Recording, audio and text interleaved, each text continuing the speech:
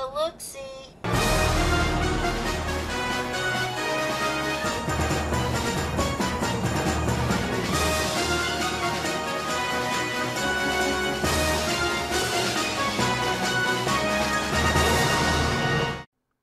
What to play, what to play. Vanguard? No, that's just bad. Assassin's Creed Valhalla? No, that's just way too long. I don't have the time. Cyberpunk, the Callisto Protocol, Far Cry 6. Why does modern gaming suck so much? Either the game is glitchy or unplayable, pushed back to an unknown date, or it's on a console that a fraction of the population own. Yeah, I'd love to play God of War Ragnarok on my PS5. If I had one. But, hark. What's hit me in thine face? Fallout 76? No. This game was an absolute critical and financial disaster. This game is completely unplayable and a failure on every spectrum. Fuck it, let's do it. Younger than the mountains, blowing like a breeze, country roads, take me home to the place I belong, West Virginia, mountain mama, take me home. Fallout is one of the most recognized franchises in gaming history, with many ups and many downs. What the scallop? But on November 14th, 2018, Fallout decided to take a turn into the online action RPG. Introducing Fallout 76. We have built a platform, 100% dedicated servers that will support this game now and for years to come. Fallout 76 is entirely online. We have always wanted to see what our style of game could be with multiplayer. So many of us talk about experiences in our games, but we've never experienced them together. Open world, survival, every person and character is real. And it was an idea that we just couldn't shake. One of the buggiest and worst launches in video game history, I would have to personally say. Nowadays, it's pretty common. Low in-game player numbers made the world feel empty, lackluster events, and piles on piles on piles on piles on piles on piles. Alright, I get it! Of bugs, and I'm not just talking about the rad roaches and the blowflies. Almost made the entire gaming community collectively get up and say, yep, this game is completely unplayable, and I will not be checking out this abhorrent mess anymore. Thank you very much. I'm gonna go play GTA 5. But now it's 2023. I have in my script as 2022. That's how long I've been putting this off. Over 4 years since the release of 76. Does the game still have any bugs? Has the game actually at all been worked on? Has any content been introduced? Ultimately, is it worth playing? Yes! Yes! Bethesda has given this game much love, and I feel that if the game were released back in, like, say, 2020 or 2021, the game would have been a lot better received, hands down.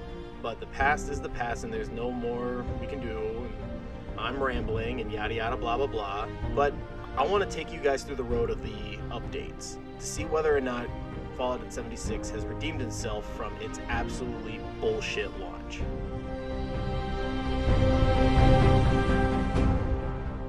Wild Appalachia was the first major content update for 76 after many patches to fix the bugs. This patch introduced some new quests, new creatures, and new elements and gameplay features for 76. For 76, this was a much needed update, but it didn't offer what people wanted, NPCs. But eventually we will get there. New crafting systems were introduced, brewing and fermenting. So now we can create our own alcohol. Yay! Yeah, ultimately the coolest thing that come out of this entire update was a drunken robo-brain named Byven. You know what I think? Well, I think that, well, that I already forgot what I was talking about. That's the asshole, boy. I'll try not to tread on your toes. How's the busy? How's the busy whiz? How's the business? What's this one supposed to do again? I think it's not that. Oh boy. Oh, it's a good one! And a new drink, Nuka Shine. A drink that gives you insane stat buffs for a limited time, but when it wears off, you black out, teleporting you somewhere random on the map. Very fun to give to unexpected new players in the minds of veterans. A camera was also implemented into the game so we could photograph our desperation for content. But don't fret, because we have a camp vending system now. We can sell our useless shit to anybody walking the wastes. The next bit is the Peer Fair, a mole man who sells legendary items and can be sold legendary items. And Boy Scout quests. Yep, Boy Scout quests. Wow, that was fun. Survival mode was also added in this update, and yep, there it goes. Guess it doesn't really matter. Survival was 76's first attempt at PvP, and it crashed and burned so hard that it was very quickly removed. But come summer, they had an answer for that.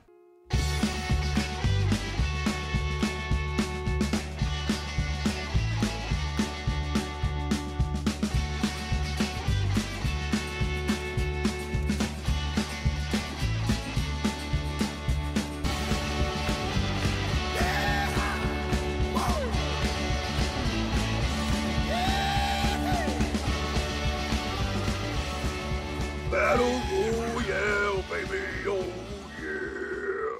Fallout 76's Nuclear Winter was the next stage for PvP. With the market oversaturated with Battle Royale games at the moment, Bethesda thought, why not add one more? Radiation damage, power armor, dropping nukes on other players? It seemed like a Fallout BR. I could dig it. But within a month of its launch, the mode was losing players at a very rapid pace. Hackers were also flooding the arena, causing even more people not to play.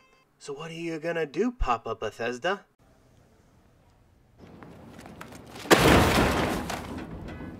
Oh, nothing? Just shut it down? Cool, thanks, Dad. Nuclear Winter was a very cool concept, and if the developers had put a little bit more time and effort into making the mode, then maybe it would have been a fun little niche for just the Fallout community. I mean, for God's sake, it never even left beta. What the f***?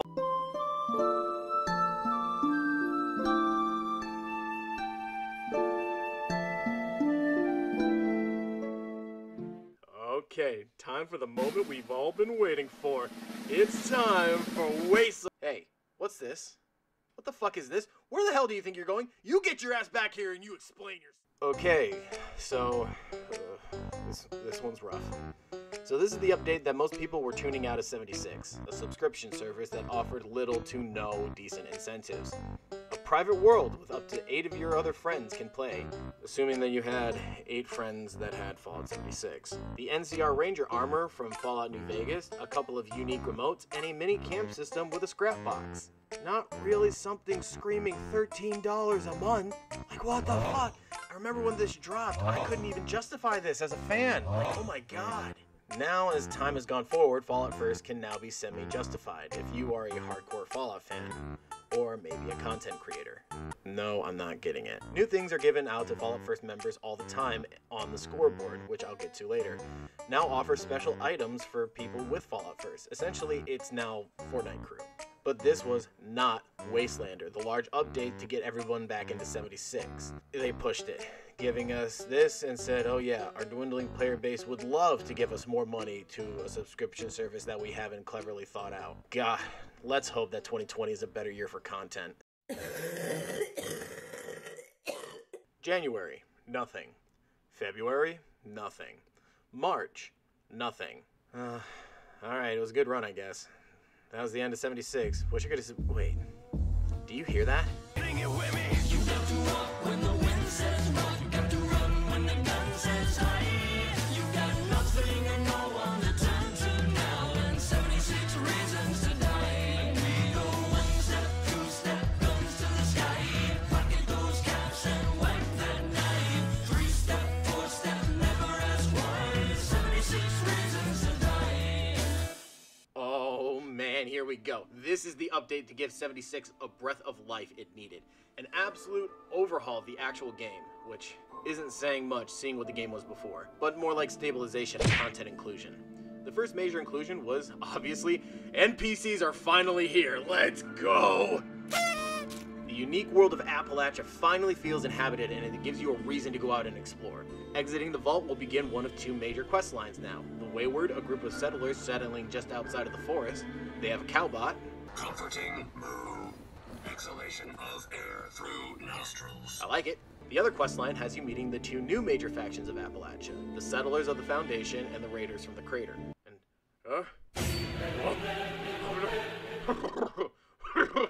what's this? Multiple dialogue options. Am I playing New Vegas?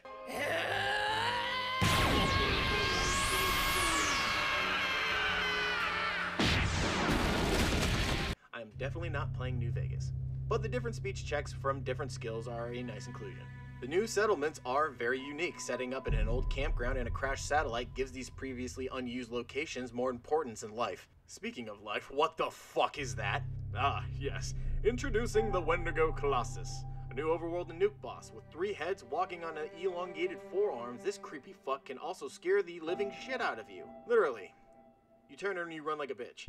I'm not gonna lie, that's actually a really cool mechanic, and I find it very entertaining when I go up against them. Better than the Scorch Beast Queen. But it's been a long day in 76. You met the overseer of your vault, met some of the new factions, a punk robot. But it's gotta be good, right? Rare loot up the wazoo! Okay. And you're heading home. But you run into a wanderer, a lone raider, a slick man named Beckett, and they ask for your help. And they need a place to stay. Introducing allies, NPCs that you can have living at your camp. They offer trade, missions, and you can customize them to wear whatever you'd like. Yes. Now you're ready for the apocalypse. Wastelanders was the update 76 desperately needed. New content, graphical fixes, better UI. Let's just hope that this win streak can keep on going. The next major update added seasons to 76, which is Fallout's version of the Battle Pass. Warning. Microtransactions detected. Warning. Microtransactions detected. Whoa. Yeah, I know, calm down. I know that battle passes and microtransactions are still a major problem in the games industry. However, the Legendary Run is completely free. You just gotta put in the work and complete the challenges. Seasons gave people a reason to check into 76 every day and earn score. Defeating enemies, taking pictures, crafting, camp building, joining groups, and playing with other people. It got people playing the game to earn this score, to earn some really unique items that I'm not gonna lie. Some of them were pretty fucking cool. Like, I got a dude who can make ammo for me, and a detective who's a child. I'm not gonna use that one. Seasons gave players a reason to come back and check daily quests every day to earn these free rewards, which, honestly, free gets a check in my book. I like free shit. I'm only human. One more thing. The Legendary Run also introduced a new mini-boss by the name of Earl Williams. What kind of name is Earl? What the fuck is that? Over the fall of 2020, we got a rebalance of the combat system, according to Bethesda. I don't know what it was before. With this update, we also got legendary perks. Every 50 levels, you earn an additional legendary perk, like producing more ammo, doing more damage with a certain type of weapon, or adding an additional special perk, which is very nice to give to the players who have stood by your game for a very long time. Good job, Bethesda. I'm actually quite impressed. They also added daily ops, difficult assignments that need to be completed within a certain time frame. What's nice about these missions is not only do you earn these cool rewards from completing them in the fastest time, but the enemies you kill will also drop the specific ammo you use with the gun that you use to kill them with. So you need ammo, say like 5.56, grab the gun that uses 5.56 and a couple of bullets, and then take a daily op. You'll earn like 3 or 4 times the amount you went in with. It's a fun little update. 76 is on a roll so far. What's that noise? Holy shit. We are the Brotherhood of Steel.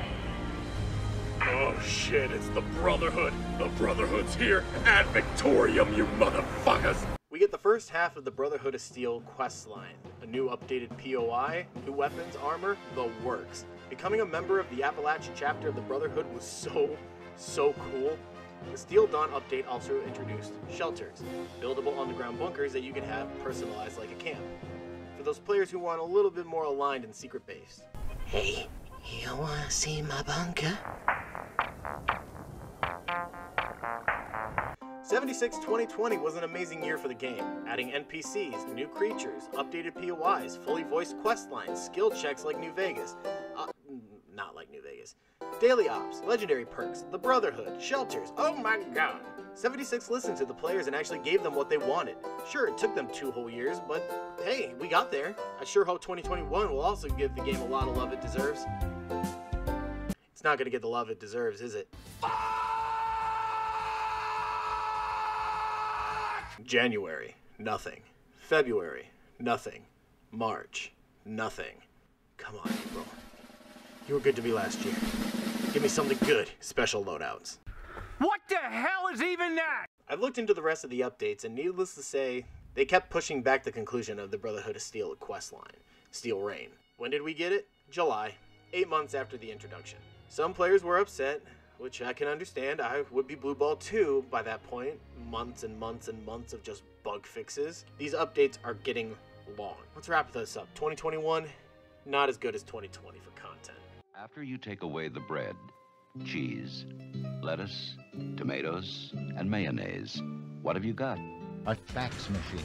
Alright, so to keep things relatively brief, since I'm rewriting this part of the script after more and more updates come out, and I procrastinated on writing the script, so let's get these updates out. In spring, we got the long-anticipated Invaders from Beyond, promised back in early 2021. Aliens, UFOs, and otherworldly creatures descend into Appalachia. New weapons, outfits, and a new season was offered up. This was honestly the last time I played 76, because this is the last time I have footage from it. It was a very solid update, and I had a lot of fun with it. The next update, Test Your Metal, which was, to my knowledge, a robot arena.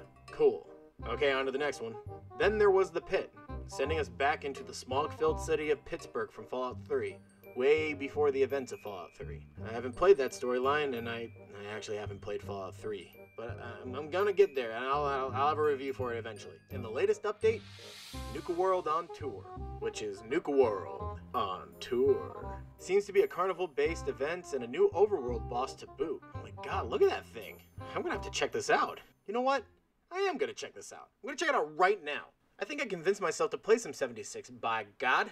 Looking back, was it the worst launch in gaming history? Yes. Yes. Oh yes. Yes. Yes, big time. Absolutely. No doubt in my mind, yes. But Scarlet and Violet did drop like dog shit.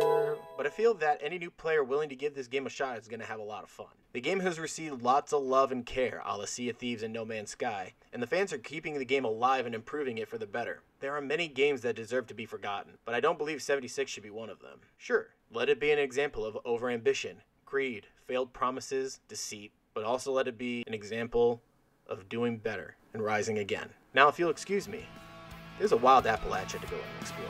I'll see you guys later.